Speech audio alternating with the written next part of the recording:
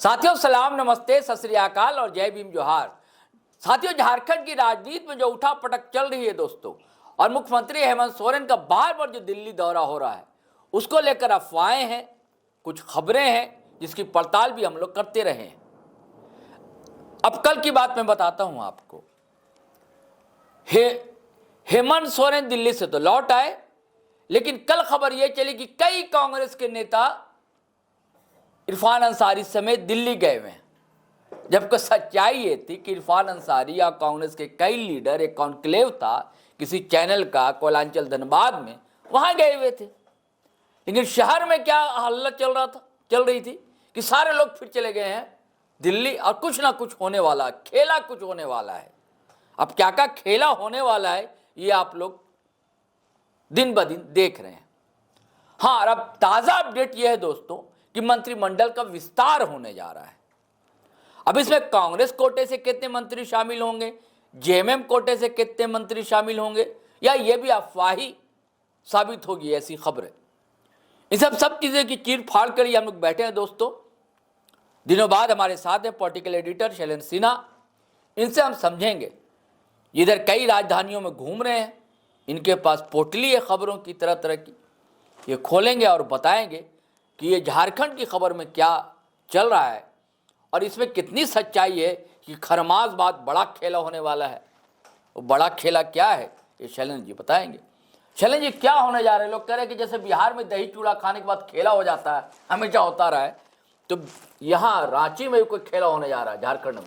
Sir, देखिए, इसकी चर्चा तो पिछले एक महीने से चल रही है, और खासकर तब से चल रही है जब अचानक हेमंत सोरेन चल पड़े थे दिल्ली। जब राज्य में 1 साल स्थापना दिवस उनका हुआ था सरकार का 28 नवंबर को, और अचानक उसी शाम चले गए थे, और लगभग 1 हफ्ते के बाद जब लौटे बिना कोई तय आधिकारिक कार्यक्रम के दिल्ली से, तो उसके बाद से ये चर्चा होने, उससे पहले चर्चा होने लगी थी जो क्या हेमंत सोरेन बीजेपी के साथ जाएंगे या नहीं, क्योंकि उनके खिलाफ जो हाईकोर्ट में एक मामला चल रहा था ईडी के अवहेलना का मामला, तो उस पर अचानक उनकी डेट आ गई थी। हाईकोर्ट ने उससे अपनी रोक हटा ली थी। फिर लोअर कोर्ट में जो पीएमएलए कोर्ट है वहाँ पे मामला चल रहा था, तो उसमें चीज़ें जो आई थी तो उसको लेके ये कयास लगने लगे थे जो शायद उससे बचने के लिए हेमंत सोरेन बीजेपी के साथ जा सकते हैं। और उस समय विधानसभा भी, शीतकालीन सत्र भी उसका आहूत होने वाला था।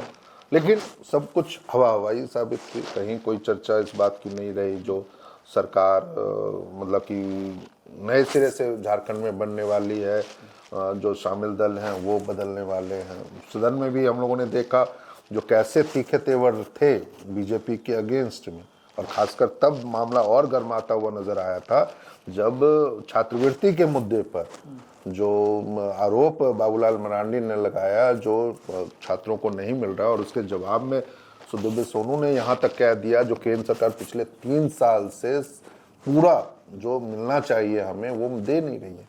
यानी जो तनातनी हमें उस समय देखने को मिली थी सदन के अंदर, और वो जो 4-5 दिनों तक सदन चला, उस सभी दिनों में ऐसा कुछ देखने को मिला था। तो ये लग नहीं रहा था जो झारखंड में कोई खेला होने वाला। लेकिन फिर बीच में अचानक कांग्रेस के विधायक मंत्री भी तो भीड़ जा रहे थे आपस में। नहीं, बिल्कुल आप सही कह रहे हैं। जो कांग्रेस के विधायक और उसको सिर्फ भीड़ ही नहीं जा रहे थे, दिल्ली में पंचायती भी तो हो गई। जी। केसी वेणुगोपाल के यहाँ पंचायती हो गई, सब विधायकों को बुला लिया गया, मंत्रियों को बुला लिया गया, और एक सहमति बनाई गई उस समय जो चीजें हो रही हैं। खासकर जो सदन में आप कह सकते हैं जो विधायक दल के जो नेता है कांग्रेस विधायक दल के प्रदीप यादव और मंत्री इरफान अंसारी के बीच में जो हुआ था, देखिए वो किसी सिरे से वो गलत नहीं था। मानते हैं जो वो पार्टी की बैठक की चीजें सदन के अंदर उठ गई थी, और राधाकृष्ण किशोर जो मंत्री हैं कांग्रेस कोटे से, उनको कहना पड़ा था जो ये सदन का मामला नहीं है। जब बाबूलाल मरांडी ने ये उठा दिया, स्पीकर से कहा, जो उन्होंने एक सीडी भी दे दी थी, जो इस सीडी के जरिए आप जांच करवा लीजिए मामले का, सीबीआई जांच होने की मांग उन्होंने कर ली थी जब। लेकिन उसके जवाब में राधाकृष्ण किशोर ने कह भी दिया जो ये सदन का मामला नहीं है, पार्टी के अंदरूनी मामला है और पार्टी इसको देखेगी। तो निश्चित रूप से सदन में ये मामला नहीं उठाया। लेकिन जो मुद्दे उठाए थे प्रदीप यादव ने और इरफान अंसारी ने जो उसका जवाब दिया था वो गोल मटोल था। तो ऐसे में देखिए, वो आप भले वो कांग्रेस विधायक दल के नेता हैं, लेकिन एक विधायक भी हैं, पुरैया हाट के वो विधायक हैं, और बतौर जनप्रतिनिधि आपको उनका जवाब सदन के अंदर हो सदन के बाहर हो वो देना भी चाहिए।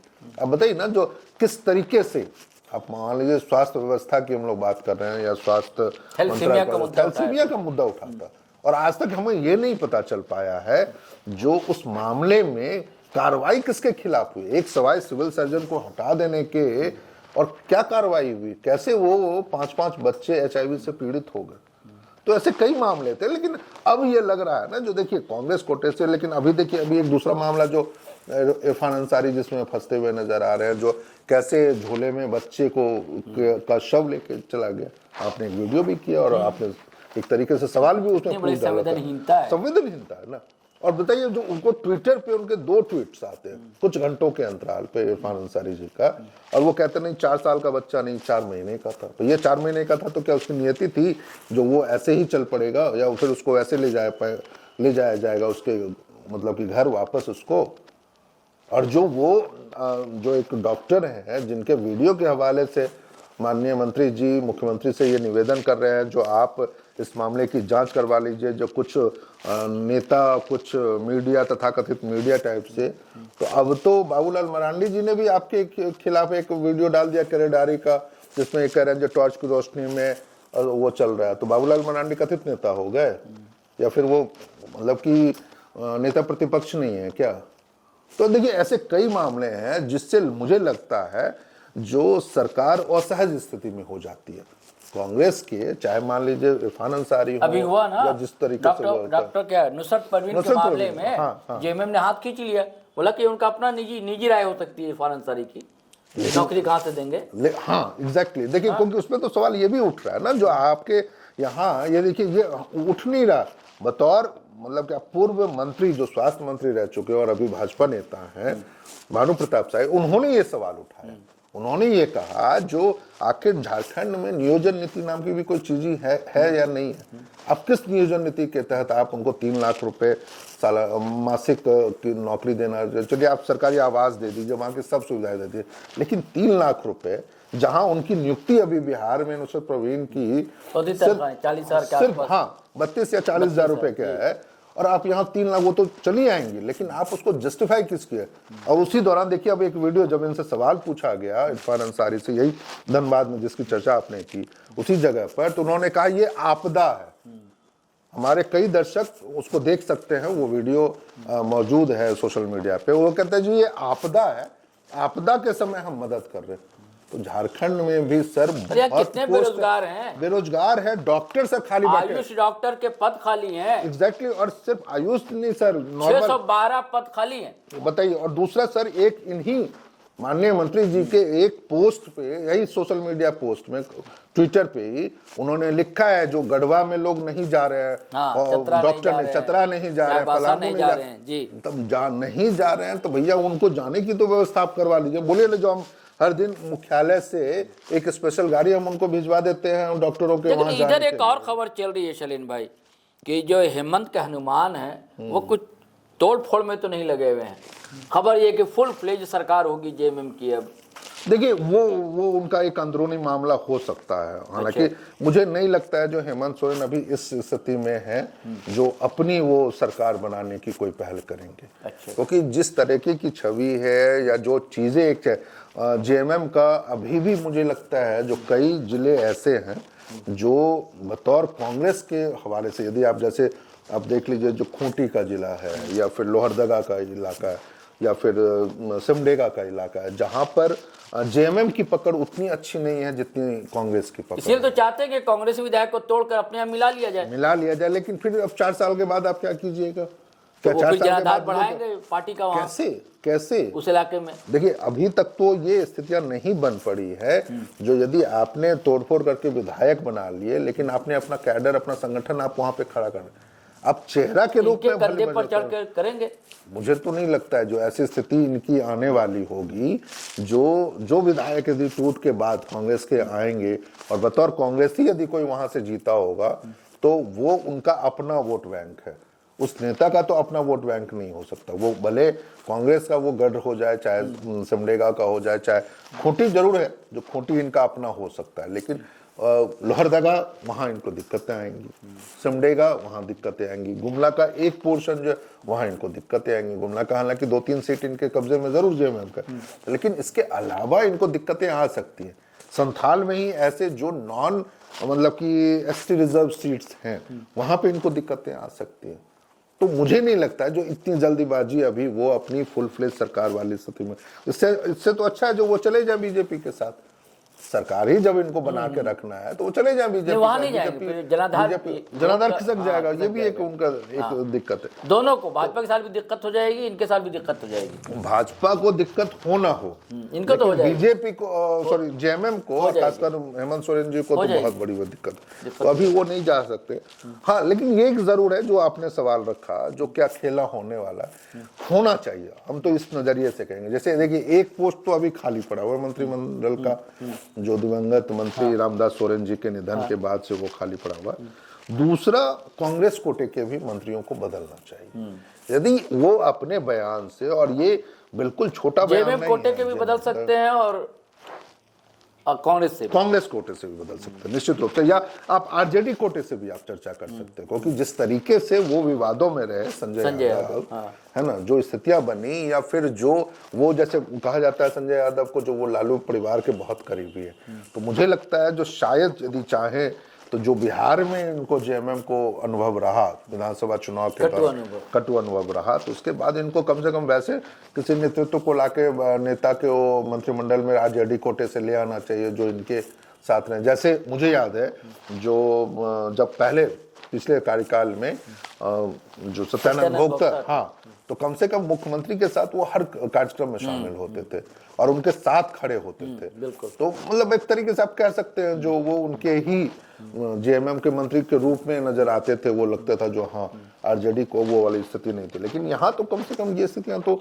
अपने अनुकूल ये कर सकते हैं। तो लेकिन एक जो महत्वपूर्ण बात जो आपने कहा भी, जो जिस तरह से जेएमएम ने इनके बयान को खारिज किया, और ये उनका तो निश्चित रूप से, और ये कोई पहला मौका नहीं है जब इनके बयान से फंस रहे हैं, ये फंस रहे हैं, हाँ कई बार फंस रहे हैं। और मुझे लगता है हो सकता है कि इनकी छुट्टी कर दी जाए, इनकी भी छुट्टी हो जाएगी। यदि मान लीजिए कोई अफसर पे एक अल्पसंख्यक के रूप में और एक दूसरा अल्पसंख्यक आ जाएगा, अल्पसंख्यक की बात है तो हाँ, यदि यही एक तब पैमाना हो जाए, या मान लीजिए एक मापदंड हो जाए जो हाँ अल्पसंख्यक कोटे से कोई और आ जाएगा, और वो उनको मौका भी मिलना चाहिए। मौका आपने 1 साल कार्यकाल सिवाय बयानबाजी के, सिवाय उन चीजों को तो आपने कुछ किया नहीं। हाँ, रील बनवाना, जिस तरीके से ये कर रहे हैं, तो खेला होगा। लेकिन मुझे लगता है जो सरकार के अंदर ही खेला होगा कुछ मंत्रियों को। अच्छा, सोमेश सोरेन के क्या संभावना लगती है? देखिए, सोमेश सोरेन के लिए तो मुझे फिर से वही लग रहा है जो उनको मंत्री जरूर बनाया जा सकता है। अच्छा। यदि इनको मुख्यमंत्री जी को, हेमंत सोरेन जी को यदि बनाना रहता किसी और को मंत्री, तो निश्चित रूप से वो अब तक कर चुके होते, बता चुके होते। लेकिन मुझे लगता है जिन जिन चीजों से वो रोक रहे हैं अपने आप को, जिस चीजों से रुके हुए हैं, और पिछली बार भी जब चुनाव प्रचार चल रहा था घाटशिला उपचुनाव में, तो उस दौरान में हेमंत सोरेन कई मौकों पर उन्होंने कहा जो हम इनको आने वाले समय में बड़ी जिम्मेदारी देने वाले हैं। तो मुझे लगता है जो शायद उसी दिशा में आगे बढ़ते सुदेव कुमार सोनू ने भी कहा था। हाँ, सुदेव सोनू ने, उन्होंने भी कहा था, और वो काफी करीबी हैं उस हेमंत सोरेन जी के। तो वैसी स्थिति में मुझे तो लग रहा है जो शायद इनको एक मौका मिलना चाहिए, क्योंकि घाटशिला इलाके से, कोल्हान इलाके से जो स्थितियां हैं, जिस तरीके से आपको मान लीजिए जो मंत्रिमंडल में जो एक वो मिलना चाहिए, तो वो नहीं मिला हुआ है। जो एक प्रतिनिधित्व के रूप में आप हर प्रमंडल से कह रहे थे, तो उस नजरिए से मुझे लगता है जो उस तरीके से भी, और युवा चेहरे के रूप में, एक युवा सरकार या युवा मुख्यमंत्री के रूप में पढ़ा लिखा तो, और लोगों के बीच जिस बार हम लोगों ने विधानसभा के दौरान भी देखा था उनका, जो जिस तरीके से वो जमीनी तौर पर हाँ और सवालों को उठा भी रहे थे। ऐसा भी नहीं था जो कोई पॉलिटिकली मोटिवेटेड होके वो बयान दे रहे हैं या मामलों को उठा रहे हैं या अपने पक्षों को। जब जब उन्होंने बातें उठाई है तो घाटशिला की बातें उठाई थी, झारखंड की बातें उठाई थी। तो मुझे लगता है जो मुख्यमंत्री शायद उनके नाम पे गंभीरता से विचार कर रहे होंगे, और कुछ एक दिनों की ही तो बात है। यानी कि किसी और का भले ना हो, लेकिन इनका नाम लगभग तय लग रहा है। सोमेश सोरेन का नाम तय लग रहा है, तय आप मान के चलिए जो इरफान अंसारी की छुट्टी होनी है ना, छुट्टी होने जा रही है और होगी भी। और मुझे लगता है जो कांग्रेस कोटे से, क्योंकि जिस तरीके से चीजें हुई, क्योंकि देखिए बीजेपी ने भी सदन के अंदर जब प्रदीप यादव ने मामला उठाया था और उन्होंने कहा जो माननीय मंत्री जी आप गोलमोल जवाब मत दीजिए, आप सीधा सीधा सवालों का जवाब दीजिए, तो बीजेपी के सीनियर लीडर और पूर्व मंत्री सीपी सिंह ने भी ये बातें पकड़ी थी और उन्होंने कहा भी था जो मंत्री जी को कम से कम अपने सहयोगियों का तो ख्याल रखना चाहिए, उनका जवाब तो उनको स्पष्ट रूप से देना चाहिए था, हम लोगों के सवालों का जवाब देना दे। तो कांग्रेस के नजरिए से भी, और देखिए प्रदीप यादव जो एक हैं काफी सीनियर लीडर भी रहे हैं और विधानसभा में जब जाते हैं वो पूरी तैयारी के साथ जाते हैं, पूरे तथ्यों के साथ जाते हैं। तो मुझे लगता है जो शायद कहीं उनकी छुट्टी हो जाए और प्रदीप यादव आ जाए फिर मंत्रिमंडल में, ये परिस्थितियां भी बनती नजर आ रही है। तो साथियों खेला तो होगा खरमास के बाद और मंत्रिमंडल का विस्तार भी होगा और बिल्कुल सही खबर लगती है दोस्तों, इसमें इफ बट मुझे भी नहीं लगता है, जैसा शैलेंद्र जी बता रहे हैं कि सोमेश सोरेन का मंत्री बनना लगभग तय है और आशंका है कि डॉक्टर इरफान अंसारी को पद मुक्त कर दिया जाए। चलिए साथियों, फिर हम नए वीडियो के साथ हाजिर रहेंगे, लेकिन आपसे गुजारिश है कि अगर आपने हमारा चैनल सब्सक्राइब नहीं किया तो कर लीजिए। अब वीडियो हमेशा की तरह धड़ाधड़ फटाफट खटाखट दनादन शेयर कीजिए, लाइक कीजिए, कमेंट कीजिए। आज्ञा दीजिए, हम दोनों को इजाज़त दीजिए। जय हिंद, जय भारत।